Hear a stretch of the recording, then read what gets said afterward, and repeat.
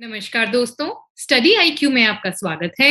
मेरा नाम है कमलेंद्र शेखावत और ये हमारा वीडियो है on political science and international relations.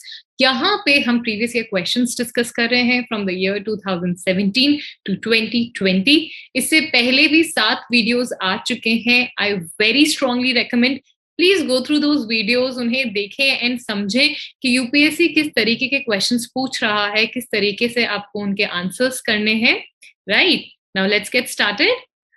Again, before getting into the questions, मैं आप लोगों को बताना चाहूंगी कि यूपीएससी का optional political science and international relations का स्मार्ट कोर्स आपको हमारी स्टडी आईक्यू की वेबसाइट पर मिल जाएगा। ये कोर्स आप अवेल कर सकते हैं स्टडी आईक्यू की एप्लीकेशन को डाउनलोड करके भी। So guys, like I always said, please अपनी कंसेप्चुअल नॉलेज को स्ट्रेंथन करें। बिना कंसेप्चुअल नॉलेज के it would be very difficult for you questions को आंसर करना। सो फॉर दैट आपको कोर्स समझना पड़ेगा, टॉपिक समझने पड़ेंगे और वो आपको हमारे UPSC optional political science and international relations के स्मार्ट कोर्स पे मिल जाएंगे। आज का जो हमारा टॉपिक है इट इज टॉपिक 8। आप अगर देखेंगे, अगेन मैं आपको वो ड्रिल जो हमेशा डिस्कस करते हैं हम, आपको पता है कि आपका PSIR का जो पेपर है it is divided into 2 papers, paper 1 and paper 2। These 2 papers are further divided into sections, that is section A, section B, section A, section B. Now अभी है जो हम लोग चल रहा है, हमारा चल रहा है सेक्शन ए, उसका टॉपिक 8 है। बेसिकली टॉपिक 8 जो है आप देखेंगे उसमें देयर आर सेवरल आइडियोलॉजीज। ठीक है, उसमें कुछ आइडियोलॉजीज हैं, उन आइडियोलॉजीज में आज हम करेंगे डिस्कस लिबरलिज्म। आप देखेंगे इसमें आपको आइडियोलॉजीज में लिबरलिज्म मिलेगी, मार्क्सिज्म मिलेगी और भी कई तरह की आइडियोलॉजीज मिलेंगी। So you can call this topic A because obviously we would be discussing different ideologies. UPSC ने हर साल अलग अलग आइडियोलॉजीज पे क्वेश्चंस पूछे हैं, तो यहाँ हम लिबरलिज्म के ऊपर डिस्कस करेंगे। और एक बात और मैं आपको बताना चाहूंगी कि इस वीडियो की PPT, there were lot of students who were asking for PPTs, तो इस वीडियो की पीपीटी आपको मेरे टेलीग्राम के चैनल पे मिलेगी जिसका नाम है कमलेंद्र शेखावत। ऑल्सो आप मुझे इंस्टाग्राम पे फॉलो कर सकते हैं और अपनी क्वेरीज पूछ सकते हैं। So now let's dive into the questions. सबसे पहला जो क्वेश्चन है हमारा आज का, it is compare negative and positive concepts of liberty. Very straight forward question, 2019 का क्वेश्चन है ये। देखिए आप लोग को ध्यान होगा, हम लोग क्वेश्चन 2017 से 20 तक के डिस्कस कर रहे हैं। सो डायरेक्टली व्हाई 19, बिकॉज ऑब्वियसली इससे पहले क्वेश्चंस नहीं आए हैं। सो ऐसा नहीं है कि बिल्कुल नहीं आए हैं। सो डू नॉट एक्सपेक्ट कि यूपीएससी आपको लिबरलिज्म के ऊपर क्वेश्चन नहीं पूछेंगे। It is a very important topic and इस साल तो न्यू लिबरलिज्म कोविड-19 के ऊपर एक क्वेश्चन दिख ही रहा है मुझे। सो डू नॉट थिंक कि क्वेश्चन नहीं आएगा, ठीक है। बट हाँ, अगर आप देखेंगे तो 17 से पहले है, 16 में है, 15 में है, बट या 2 साल नहीं पूछा होगा। सो कोई बात नहीं। So compare negative and positive concepts of liberty, right. ये है 2019 का क्वेश्चन, 15 मार्क्स का क्वेश्चन है एंड 200 वर्ड्स। लाइक आई से, मैं हमेशा इस चीज के ऊपर एम्फेसाइज करती हूँ, adhere to the word limits. ठीक है, आप शब्दों का हमेशा ख्याल रखें। सिंपल क्वेश्चन है, यहाँ पर आपको क्या करना है, कंपेयर करना है between negative and positive concept of liberty. जिन्होंने भी लिबर्टी को पढ़ा है, जिन्होंने भी लिबरलिज्म को पढ़ा है, उन सबको पता है कि लिबर्टी जो है बेसिकली 2 पार्ट्स में डिवाइड की गई है। बेसिकली जो एक बात और, हाँ, father of liberalism John Locke. मतलब ये क्वेश्चंस तो, ये चीजें तो बिल्कुल देखते ही आ जानी चाहिए दिमाग में, ठीक है। तो फादर ऑफ लिबरलिज्म, ऑल्दो इनके बारे में हमको ऐसा कुछ नहीं लिखना, इंट्रोडक्शन में अगर आप थोड़ा बहुत देना चाहते तो देखें। Otherwise I would say, because we have 200 word limit only and हमें कंपैरिजन करना है, सो आई वुड से कि बहुत इधर उधर, do not beat around the bush, directly I would advise कि आप सीधा सवाल का जवाब दें। सो यहाँ पर क्या है, सीधा सवाल है, compare between negative and positive liberty. तो फॉर दैट मैटर आपको पता होना चाहिए कि नेगेटिव लिबर्टी क्या है एंड पॉजिटिव लिबर्टी क्या है। पहली बात, लिबर्टी क्या है exactly? Liberty is having no constraints, यानी किसी भी तरीके से आपको किसी इंडिविजुअल को, किसी व्यक्ति को बाधित न किया जाए, इज लिबर्टी, राइट। लिबरलिज्म कहाँ से शुरू हुआ था कि जब बहुत ज्यादा फ्यूडल लॉर्ड्स आ गए थे, उन्होंने इंडिविजुअल्स को दबाया था, डिवाइन लॉ का कॉन्सेप्ट था, डिवाइन किंग्स का कॉन्सेप्ट था। तो उसके बाद लिबर्टी आया था एज अ आइडियोलॉजी, जहां पे इंडिविजुअल की फ्रीडम के बारे में बात होती थी। नाउ फ्रीडम आपको पता ही है, फ्रीडम इज आजादी, ठीक है, किसी को किसी व्यक्ति को बाधित नहीं करना। नाउ जब आपने फ्रीडम की डिमांड करी, तब अब कितनी फ्रीडम, क्योंकि इनिशियली जब लोगों को इतना बांधा गया था, तब ऐसी आजादी चाहिए थी कि हम पे कोई कॉन्स्ट्रेंट्स मत लगाओ। यानी there should government should be there because government is there, क्योंकि वो कंट्रोल करती है, समाज में एक व्यवस्था स्थापित करती है। तो सरकार का काम वहीं तक सीमित रहे जहां तक वो व्यवस्था को स्थापित करे, उसके अलावा इंडिविजुअल को पूरी तरीके से आजादी दो। तो सरकार के काम कहां तक लिमिट करना, एक तो वो लॉ एंड ऑर्डर मेंटेन करे, एंड दूसरा जो एक्सटर्नल एग्रेशन है, क्योंकि उस वक्त बहुत ज्यादा वॉर्स वगैरह होती थी, तो एक्सटर्नल एग्रेशन से प्रोटेक्ट करे। उसके अलावा सरकार किसी भी तरीके से व्यक्तियों के किसी भी संबंध में, किसी भी रिलेशन में इंटरफेयर ना करे। So this concept is a negative concept, right. यानी नेगेटिव से कैसे समझेंगे कि सरकार का ना, बिल्कुल ना किसी भी तरीके के काम में इंडिविजुअल के। So that's a very individualistic approach, getting it. जब इसके कॉन्सिक्वेंसेस देखे कि समाज में एक वर्ग जो था वो बहुत एक्सप्लॉइट करने लग गया था, क्योंकि सबकी कैपेबिलिटीज डिफरेंट होती है। तो एक वर्ग जो था वो बहुत ज्यादा एक्सप्लॉइट करने लग गया था, दैट इज कैपिटलिस्ट जो क्लास थी, जो एक तरीके से हैव क्लास थी, एफ्लुएंट क्लास थी, रिच क्लास थी, वेल्दी क्लास थी, ठीक है, संपन्न वर्ग था। वो क्या कर रहा था, एक्सप्लॉइट करने वाला था। और सरकार को आपने सीमित कर दिया था कहां तक कि भाई आप सिर्फ लॉ एंड ऑर्डर मेंटेन करें और एक्सटर्नल एग्रेशन से प्रोटेक्ट करें। तो उदारवाद के इस कॉन्सेप्ट में लोगों ने, जो न्यू थिंकर्स आए, उन्होंने डिमांड की कि नहीं, सरकार को कुछ पॉजिटिव स्टेप्स लेने थी, पॉजिटिव स्टेप्स लेने चाहिए जनता के लिए। तो तब आया सरकार का वेलफेयर का कॉन्सेप्ट कि भाई आजादी दो, ठीक है, फ्रीडम दो, लेकिन government should interfere in a positive way, right. एक तरीके से वेलफेयर मैकेनिज्म का सिस्टम स्टार्ट हुआ, and this kind of liberty was positive और is a positive liberty. So I hope आपको ये दोनों का मतलब समझ आ गया, ठीक है। यहाँ मतलब समझ आ गया। क्वेश्चन की डिमांड है compare negative and positive concept of liberty. तो अब आपको क्या, ये मैंने आपको पूरा कॉन्सेप्ट समझा दिया है। नाउ क्वेश्चन की डिमांड में आपको कंपेयर करना है। यहाँ पर मैंने आपको हिंट्स दिए हैं कि what the question is demanding. Question, इस सवाल का डिमांड क्या है, उदारवाद में आपसे जो नकारात्मक और सकारात्मक कॉन्सेप्ट है उसके बारे में पूछा है, साथ में इन दोनों का कंपैरिजन पूछा है, राइट। सो आप लोग इस तरीके से एक फ्लो चार्ट बनाकर भी इनका, जैसे ये जो फ्लो चार्ट होता है, इस तरीके से कंपेयर कर सकते हैं, बॉक्स बना के। आई वुड से बिकॉज एग्जामिनर को आंसर ढूंढना ना पड़े, 200 शब्द है, आंसर ढूंढना ना पड़े, तो आप इस तरीके से भी लिख सकते हैं। यहां मैंने आपको थोड़ा बताया है, और ठीक है। सो पहले वही जो आपका पैटर्न है, introduction, body and conclusion, right. So introduction में आप क्या लिखेंगे, the concept of negative liberty, पहले मीनिंग को समझाए। एक चीज और ध्यान रखें, ईजा बर्लिन थे, ये पहले व्यक्ति थे जिन्होंने, मतलब था दूसरा और भी बहुत सारे लोग थे, बट ही वाज, बर्लिन जो थे, ही वाज अ पर्सन जिन्होंने स्पेसिफिकली इस चीज को एड्रेस किया था। इनका एक लेक्चर हुआ था इन 1958 जिसका नाम था to concepts of liberty.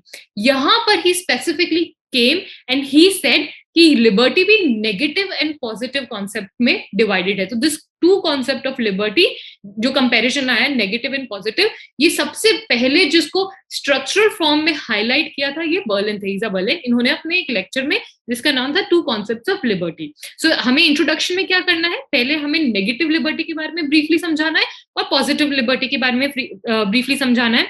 Do not, like I said, please add it to the word limit, इधर उधर की बातें नहीं लिखनी। So the concept of negative liberty, और ये नेगेटिव लिबर्टी क्लासिकल लिबरलिज्म के नाम से भी जानी जाती है। So the concept of negative liberty is also known as classical liberalism, and it emerge around 17-18 century. मैंने बोला ना, जब इतना ज्यादा सप्रेशन था, लोगों को इतना दबाया जाता था कि पूर्ण रूप से आजादी चाहिए थी। तो इट इज अ टाइम जब फ्यूडल लॉर्ड्स वगैरह थे, डिवाइन किंग का कॉन्सेप्ट था, ठीक है। So the concept of negative liberty is also known as classical liberalism, and it emerged around 17-18 century.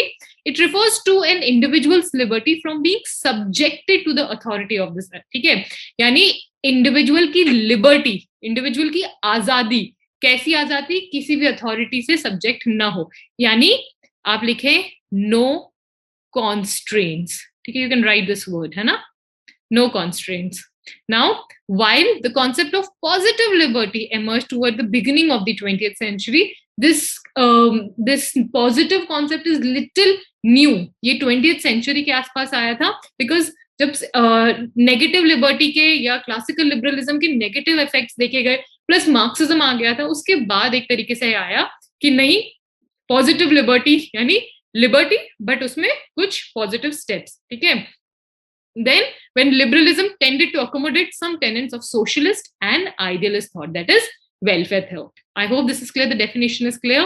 और लिखे the distinction between, जो specific distinction थी, ठीक है, जो पूरा अंतर बताया गया था between negative liberty and positive liberty was drawn by Isabel Lane in his lecture entitled Two Concepts of Liberty in 1958. So this is the introduction.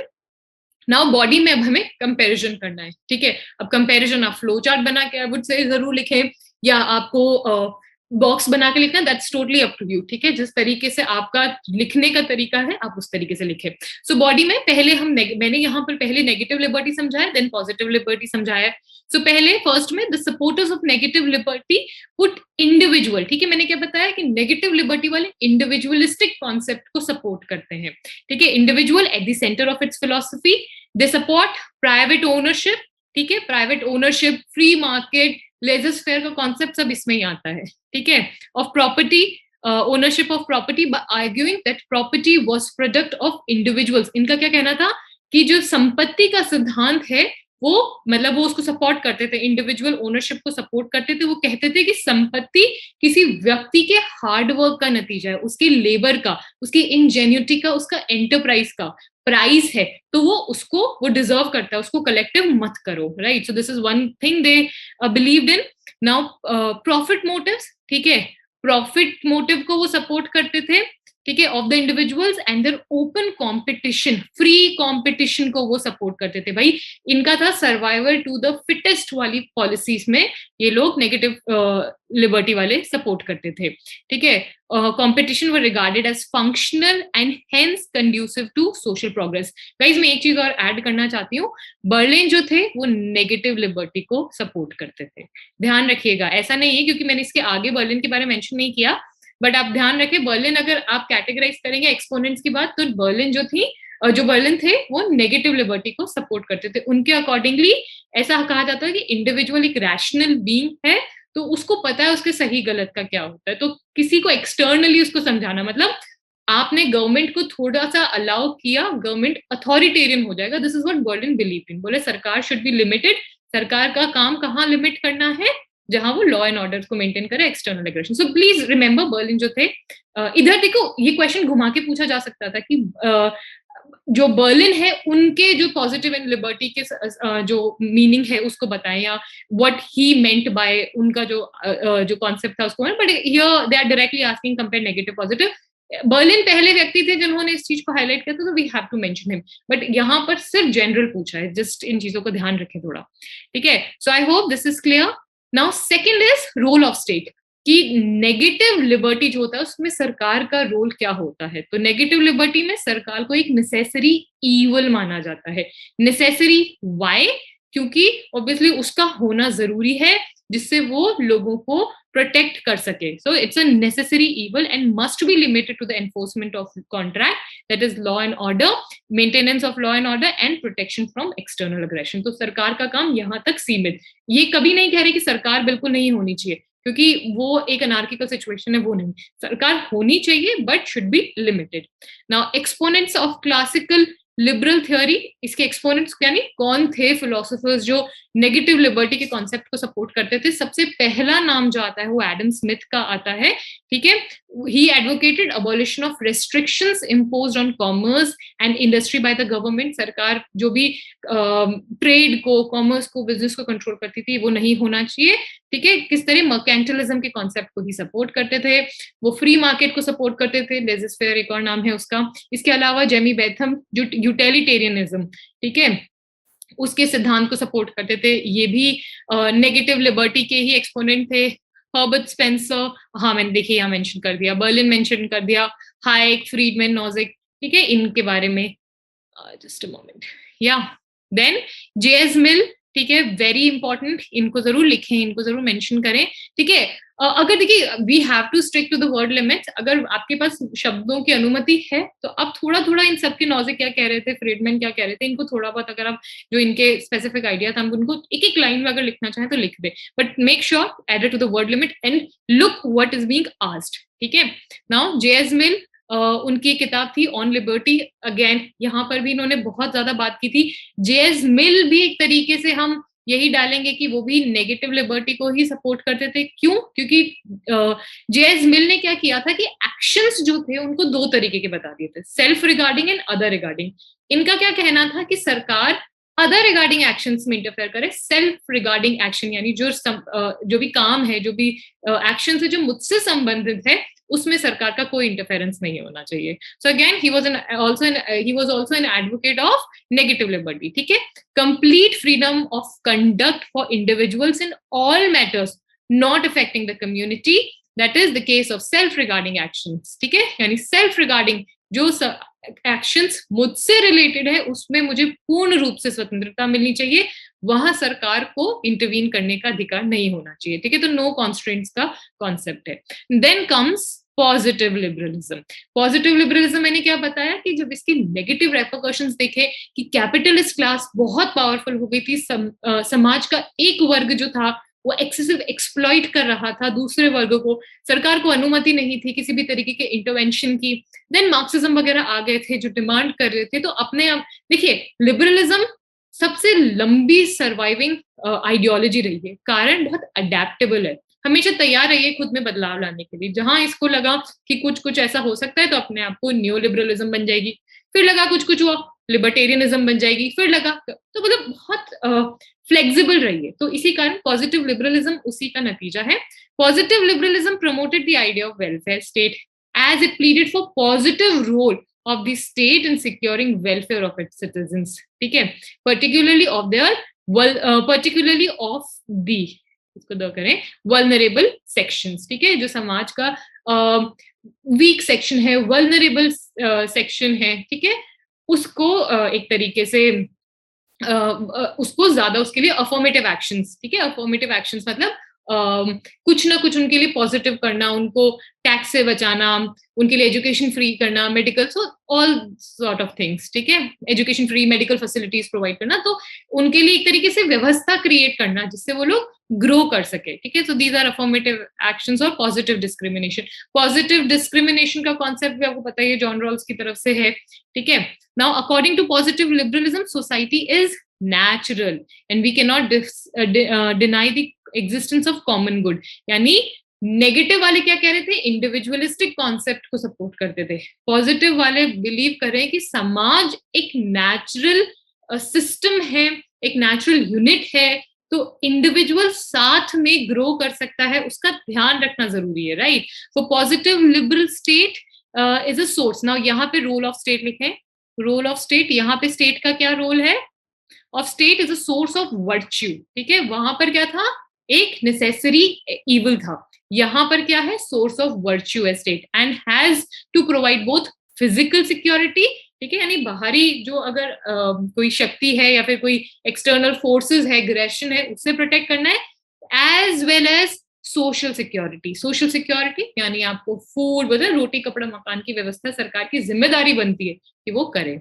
Exponents of positive liberty की बात करेंगे हम, तो उसमें आएंगे सबसे पहले ग्रीन, जस्ट अ मोमेंट, ठीक है, सबसे पहले आएंगे green, who argues that human consciousness postulates liberty, ठीक है, ये पूरी लाइन उन्होंने कही है, आप इसको कोट करके लिख सकते हैं कि भाई ह्यूमन का जो कॉन्शियसनेस है वो पोस्टुलेट कर, वो डिमांड कर, individual will always demand liberty, आजादी, स्वतंत्रता चाहिए, लिबर्टी इन्वॉल्व्स राइट्स, ठीक है, अब आजादी चाहिए तो अधिकार चाहिए, और अधिकार क्या मांग रहे हैं, स्टेट, एक ऐसी व्यवस्था जो अधिकार प्रोवाइड करे, मेरा अधिकार आपके अधिकार क्लैश करेंगे ही करेंगे, सो वहां पर एक ऐसी व्यवस्था होनी चाहिए जो हमें प्रोटेक्ट करे, right. So demand state, so the state is therefore an instrument of perfection as the liberal theory holds, it is not an embodiment of perfection as the idealist theory claims, right. Now Harold Laski again इसके supporter थे, ठीक है, positive liberty के, suggested progressive system of taxation, ठीक है। ये मैंने different different थोड़े जो थिंकर्स उनको कोट किया है, जैसे मैंने बोला added to the word limit but obviously provide the necessary content, ठीक है।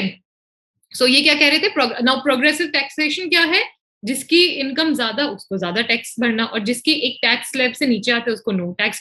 तो this is progressive taxation system. Again ये क्या कह रहा है, पॉजिटिव डिस्क्रिमिनेशन कर रहा है ये, ठीक है, कॉन्सेप्ट। तो हैरोल्ड जो लास्की थे वो भी एक तरीके से इसी में थे, and establishing a democratic state increasingly concern with the welfare of citizens, ठीक है। मैक्लीवर है advance the theory of service state, यानी स्टेट जो है is for the service of the Janata. So he tends to keep its authority within definite limits, right? Yani state is for, government is for the service, right? Then Amartya Sen, very important. Now he believed in capacity building. भाई जनता को लायक बना दो, जिससे वो उनको कुछ मत दो, as in रोज कपड़े मत दो, पर कपड़ा सिलना सिखा दो, गेटिंग इट, खरीदना सिखा। So उनकी capacity building करो। So this is what he believed in, like you don't need to provide money to the people, provide employment. This is what Amartya Sen believe in, right? तो education दो, employment दो, तो capacity building पे again, पर provide कौन करेगा, सरकार। तो यहाँ पर again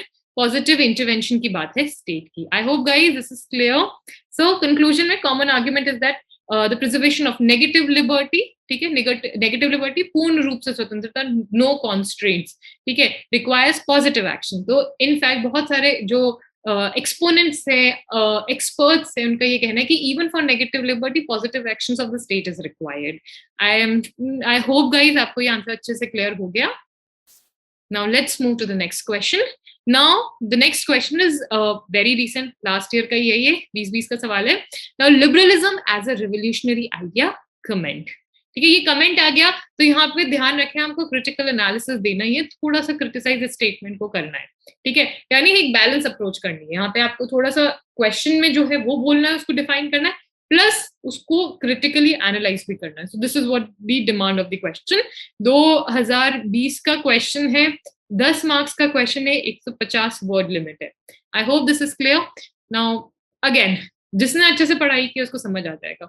यहाँ पर थोड़ा दिमाग लगाने की चीज है, क्योंकि हम जब किताबों में देखते हैं, जब हम रीड करते हैं, तो हमें मार्क्सिज्म जो है वो हमेशा एक रेवोल्यूशनरी आइडिया लगता है, ठीक है। मार्क्सिज्म आप देखेंगे एक क्रांतिकारी आइडिया जिसने पूरी व्यवस्था को चैलेंज किया, इट्स वेल स्टैब्लिश व्यवस्था को चैलेंज किया और लेकर आया उसको। सो दिस इज रेवोल्यूशनरी आइडिया, मतलब पूरा सिस्टम चेंज कर दिया। एक ऐसी आइडियोलॉजी, उसकी बिल्कुल ऑपोजिट, बिल्कुल डिफरेंट कॉन्सेप्ट उसने दिए, तो इट वाज अ रेवोल्यूशनरी, ठीक है। लेकिन liberalism revolutionary, that to liberalism, तो नाम ही तो लिबरल है, तो ये कैसे रेवोल्यूशनरी आइडिया हुआ? तो जिसने अच्छे से पढ़ा हुआ होगा और बिल्कुल उसकी कंसेप्चुअल नॉलेज की क्लैरिटी होगी, वो इस क्वेश्चन को आंसर कर देगा। देखिए, लिबरलिज्म हर आइडियोलॉजी एक टाइम पे चालू हुई थी। मार्क्सिज्म का हमें एग्जैक्ट पता है कि 1848 के टाइम जब कार्ल मार्क्स थे, उन्होंने ये दिया था। लिबरलिज्म इससे पुरानी है, राइट? क्यों पुरानी है? क्योंकि यहाँ पर लिबरलिज्म को इस तरीके से समाज में आई कि समाज ने उसको इतना हैप्पीली एक्सेप्ट किया, मेजॉरिटी ऑफ पीपल ने। मार्क्सिज्म को अपोज हैप्पीली एक्सेप्ट किया लोगों ने, लेकिन बहुत सारे लोगों ने अपोज भी किया, गेटिंग इट? सो इसीलिए लिबरलिज्म को इतना रेवोल्यूशनरी आइडिया, मतलब अगर किसी ने बोली ढंग से पढ़ाई नहीं की तो उसके लिए मुश्किल होगा। सो लेट्स गो बैक, ठीक है, थोड़ा पुराने टाइम में जाते हैं। लिबरलिज्म भी जो ऑलरेडी समाज की व्यवस्था थी उसको चैलेंज करती थी। समाज में उस वक्त डिवाइन रूल ऑफ किंग था, भाई राजा रूल कर रहा है क्योंकि उसको परमेश्वर ने भेजा है, इस कॉन्सेप्ट के साथ रूल किया जा रहा था। फ्यूडल लॉर्ड्स रूल कर रहे थे, राइट? वहां पर आम जनता को रियलाइज हुआ कि नहीं, मैं इंसान हूं, मेरे कुछ अधिकार हैं, ठीक है। फादर ऑफ लिबरलिज्म, ठीक है, जॉन लॉक, ठीक है। तो इन्होंने, he was the first person जिन्होंने ये इस चीज को रियलाइज किया कि अगर इंसान पैदा हुआ है, सोच सकता है, बोल सकता है, तो उसके कुछ अधिकार हैं। ये कौन राजा है, क्या प्रूफ है कि इसको भगवान ने भेजा है? तो उन्होंने व्यवस्था को क्वेश्चन किया, गेटिंग इट? तो ये एक तरीके से रिवोल्यूशनरी, क्रांतिकारी विचारधारा थी उस समय की व्यवस्था के accordingly, right? So liberalism started as a progressive ideology, right? Progressive क्योंकि जब ये किंग थे, फ्यूडल लॉर्ड्स थे, ये मासेस को बहुत ज्यादा एक्सप्लॉइट कर रहे थे, तो समाज का जो मिडिल क्लास था उसने अपोज किया। ठीक है, जॉन लॉक भी उसी में से थे। उन्होंने अपोज किया और बोला कि नहीं, ये गलत है, कोई डिवाइन रूल नहीं होता, हमें प्रूफ दो। एंड देन उन्होंने बोला कि इंडिविजुअल व्यक्ति जो सोच सकता है, बोल सकता है, खा सकता है, वो सबसे ज्यादा इंपॉर्टेंट है। Right, so liberalism started as a progressive ideology. And ध्यान रखें, French revolution, American war of independence, इनका ग्लोरियस रेवोल्यूशन, ये सब इसी सोच का नतीजा है। Right, so will start with glorious revolution and then then American war of independence and French revolution. ये सभी उस क्रांतिकारी विचारधारा का ही नतीजा थे, जब लोगों ने, आम जनता ने सरकार से बोला कि नहीं, अगर मैं सोच सकती हूँ, बोल सकती हूँ, खा सकती हूँ, फील कर सकती हूँ, तो मैं आजाद हूँ, मैं आपसे कम नहीं हूँ। राइट, तो ये जो डिस्क्रिमिनेशन है इसको खत्म करो। I hope guys this is clear. So church को चैलेंज किया, ये सारी चीजें क्रांतिकारी विचारधारा, क्योंकि उस वक्त चर्च का रूल था, ऑर्थोडॉक्स विचारधारा थी। ठीक है, जो स्क्रिप्चर्स थे उसके ऊपर कंट्रोल था। गेटिंग इट, तो ये इस विचारधारा का ही नतीजा था। ठीक है, रिफॉर्मेशन मूवमेंट, ये सब लिबरलिज्म के बाद ही आए। गेटिंग इट, सो हमें यही सारी चीजें, ये सब चीजें इनको हाईलाइट करना है। So liberalism started as a progressive ideology, it started as a philosophy और अ वे ऑफ लाइफ। ठीक है, जब चैलेंज किया गया ऑलरेडी व्यवस्था को, it aimed at giving liberty and protection and protecting people from the coercion. ठीक है, जो चर्च का रूल था, जो फ्यूडल लॉर्ड्स का रूल था, उसको चैलेंज किया गया। I hope guys this is clear. तो वही पैटर्न है, इंट्रोडक्शन, बॉडी एंड कंक्लूजन। बस यहाँ पे कमेंट है, तो हमें क्रिटिकली पहले इस पॉइंट को एक्सप्लेन करना है, liberalism as a revolutionary idea, and then उसको क्रिटिकली एनालाइज करना है, जो हम कंटेम्प्रेरी कॉन्टेक्स्ट में करेंगे। Now it was a revolutionary idea because it was a source of inspiration for liberal revolutions like glorious revolution of 1688, American War of Independence of 1776 and French Declaration of 1789। तो इन सबको fuel किया था this concept of liberalism. इसने इन Wars को, इन revolutions को एक तरीके से इंस्पिरेशन दी थी। Right, now before the occurrence of these events the political and social power authority was in the domain of elites. जो समाज का संपन्न वर्ग था, राजा जो बोलता था कि उसको भगवान ने भेजा है, फ्यूडल लॉर्ड्स, चर्च, इनका डोमिनेशन था। Right, now the concept of equality before the law or equality of opportunity was the first time bring into attention by liberals, was the first time brought into attention। ठीक है, by liberals। ठीक है, पहली बार liberals थे, उन्होंने ही कि भाई सबको अपॉर्चुनिटी का अधिकार है, इक्वालिटी ऑफ अपॉर्चुनिटी होनी चाहिए, किसी एक वर्ग का एब्सोल्यूट कंट्रोल नहीं होना चाहिए स्क्रिप्चर्स के ऊपर, एम्प्लॉयमेंट के ऊपर, प्रॉपर्टी के ऊपर। Getting it, then the power of the state king elite as divine or natural was challenged and called for restrictions। Getting it? So ये अपने आप में एक बहुत क्रांति, अभी नहीं लगा, उस वक्त एक बहुत बड़ी क्रांतिकारी विचारधारा थी। इसीलिए liberalism was also a revolutionary idea, not just Marxism but liberalism also।